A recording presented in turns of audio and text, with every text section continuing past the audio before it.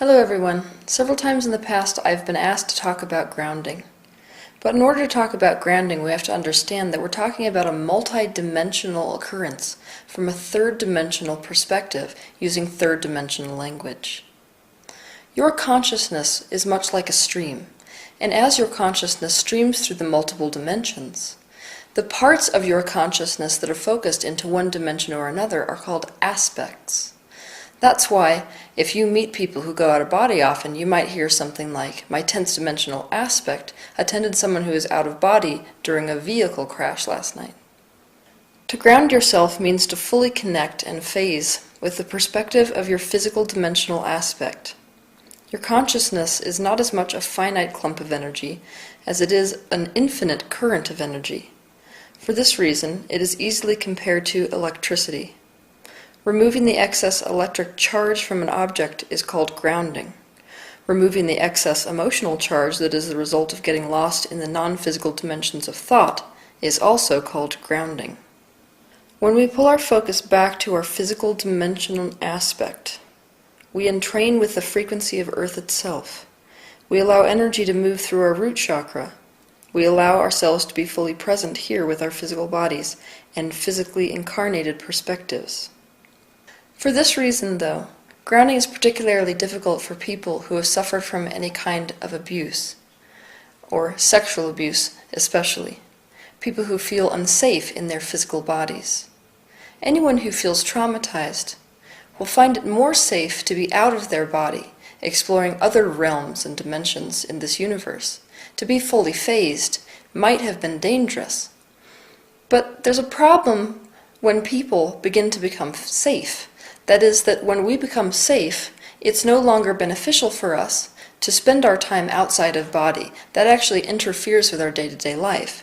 So if you've ever experienced some kind of event which makes it so that you feel unsafe in your physical body, grounding is actually very good for you. When we have suffered in the past, we tend to frequently go back to the past in our minds. Grounding pulls us out of those traumatic memories and into the stability and safety of the present moment. Grounding is the perfect remedy for anyone who is feeling stressed, triggered, regressed, rushed, overworked, confused, overwhelmed, panicked, angry, clumsy, or drained. I want to provide you with some tips which will help you to ground, because this video is all about how to ground yourself. Tip number 1 is walk barefoot on the earth. The earth maintains a negative electrical potential on its surface. When you are in direct contact with the ground, walking, sitting, or laying down on the earth's surface, the earth's electrons are conducted to your body, bringing it to the same electrical potential as the earth itself. In other words, when you are in contact with the earth, its tranquil energy naturally transfers to any conductive object, whether it's a metal rod, a tree, a plant, or an animal, or a human, and they become grounded. Throughout history, humans have walked barefoot on the ground, which naturally discharges and prevents the buildup of electrical stress. Your immune system functions optimally when your body has an adequate supply of electrons, which are easily and naturally obtained by barefoot contact with the earth. Laying on the ground also helps. Doing squats with your palms on the ground, or touching your forehead to the ground, also works. Obviously, gardening is a very grounding activity as well. The second tip is to bring your attention to the present moment, fully to the now. One of the best ways to do this is to perform a body scan. You take a deep breath, sitting in a comfortable position, and you begin to internally scan your full body, starting at your toes. What do your toes feel like? Are there any sensations you can perceive? Do they feel hot? Are they tingly? Do they feel heavy? Just notice what you see and perceive there, and move your way up through the legs, up through the pelvis, all the way up your spine and your torso, up through your head, down through your arms. You're just observing the way that your body feels in this moment. You want to be where you are physically. So you may want to walk around the room and pick up things and just notice how it feels to touch those things. You can run cold water over your hands. You can notice not only what's going on in your body, but what's going on in your environment. It may help even to list things. So if I was to do it right here in this moment, I would say, pool cues hanging on the wall, the sound of the refrigerator, the feeling of the cold air against my skin.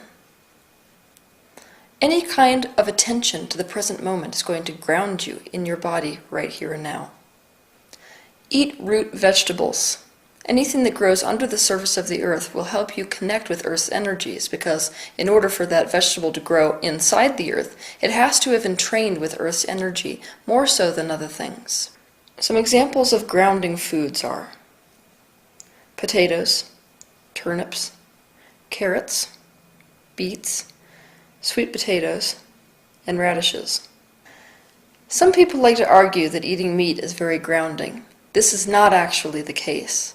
Eating meat decreases your frequency. Grounding your frequency and decreasing your frequency are not the same thing. Utilize grounding stones. As I said in my video on crystals, anytime you share the space with something, an object, a crystal, anything, you have to entrain to match the frequency of that object, or the other way around. But when it comes to a rock or a mineral, they hold such a solid vibration that it's much less likely that they're going to match your vibration, much more likely that you're going to raise your frequency to match theirs. So keep grounding stones with you. You can wear them as jewelry or keep them in your pocket. Some examples of grounding stones are hematite, smoky quartz, obsidian, red coral, onyx, black tourmaline, ruby, garnet, pyrite, tiger iron, and black opal. Utilize grounding scents. A scent, just like a stone or anything else, is a vibration. When you have a scent around you, you are forced to entrain with that energy or move out of that space. So you can use this to your advantage. I think the best way to use scents when it comes to grounding is to use essential oils. And everyone has their own perspective about what essential oil is the best for grounding. But here is my favorite essential oils for grounding. Cedar, vetiver, benzoin, myrrh, sandalwood, cypress, oak moss, patchouli oil, rosewood, chamomile, and ylang-ylang. You can also use lavender, which is good at convincing the consciousness to relax into the physical. You can use these oils alone, or you can combine them. One of the best ways to do this is to get a spray bottle, but make sure the spray bottle isn't plastic. It has to be glass or metal. You want to fill it with spring water, not tap water, because tap water can actually dilute and corrupt the essential oils. So once you've filled up this spray bottle with water, you want to drop a few drops of each essential oil in there. And then you want to potentially put a grounding stone in with it. And you can shake it up really nice and then spray it on yourself throughout the day. You can use color to ground yourself as well.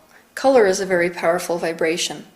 So you can wear that color, or you can visualize filling your body up with a color. The color that's used for grounding the most is red, because red is associated with the root chakra, which is the chakra which deals with grounding. You can also use browns or blacks. All of these colors are grounding colors. Use sound to stimulate your root chakra. Certain crystal bowls, metal bowls, and alchemy bowls have been designed so that the sound they emit stimulates and balances your root chakra. This grounds you. Binaural rhythms also do this. You can find binaural beats and rhythms made specifically for the root chakra and for grounding for free on YouTube, but you can also purchase them and listen to them in your car or when you go to sleep at night. In my opinion, the best way to use sound when it comes to grounding is to tone. When you're toning, you're using your own voice to stimulate areas of your body, and you can use your own voice to stimulate your root chakra. The way you want to do this is to hum a tone. Start high and then go low. The root chakra vibrates at a very low frequency. And you want to pay attention to the sensation you feel in your body relative to that tone. So if you start high, you might feel the vibration somewhere here in your chest or here in your stomach. As you go low, you'll feel that vibrating sensation move down. You want to move that sensation down between your legs or even at the base of your tailbone and hold it there. So for me, the tone, if I was going to do this, I would start like high, like this, and then I would watch it go down, like so.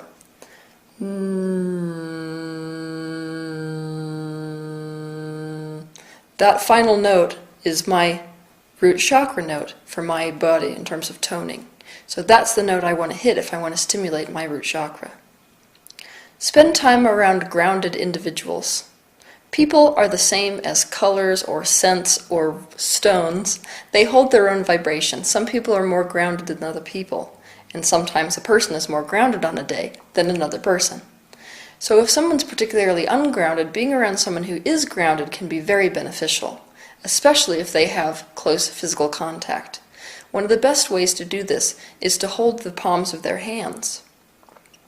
Another way to do this is to have the person who's more grounded walk up behind the person who is ungrounded and put their palm underneath the occipital ridge of the person's head.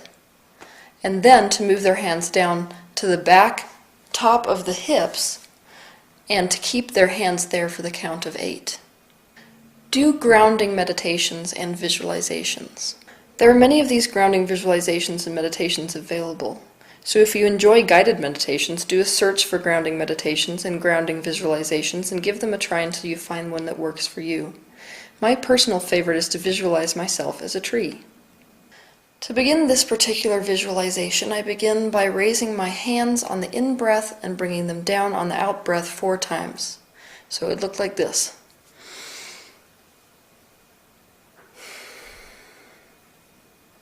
So I'm doing that 4 times. After I'm done with that, I'm visualizing my energy sinking down into the center of the earth. I'm visualizing myself becoming a tree.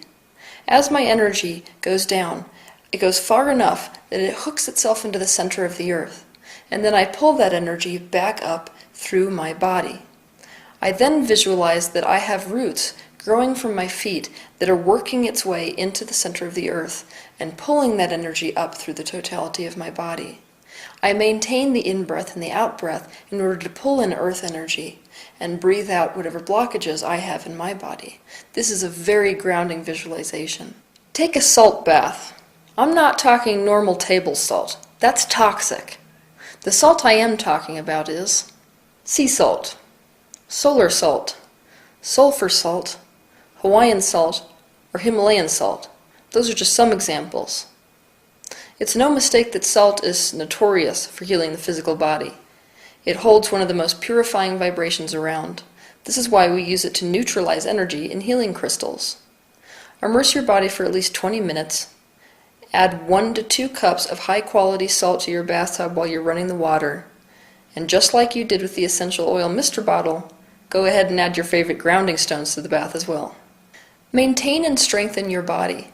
We spiritual types tend to be so focused into the spirit and into the mind that we forget that the body is a very necessary part of our spiritual practice. So taking the time to exercise and to eat healthy foods is focusing on your body. That will help you to ground yourself here in the 3rd dimension, in the physical dimension. The ability to consciously ground yourself is a very important tool to have when it comes to spiritual practice. Because the physical master is not only the person who can use his consciousness to transcend the physical dimension, but it is also the person who is able to fully engage their consciousness with the physical dimension. So go ahead and try these tips, and have a good week.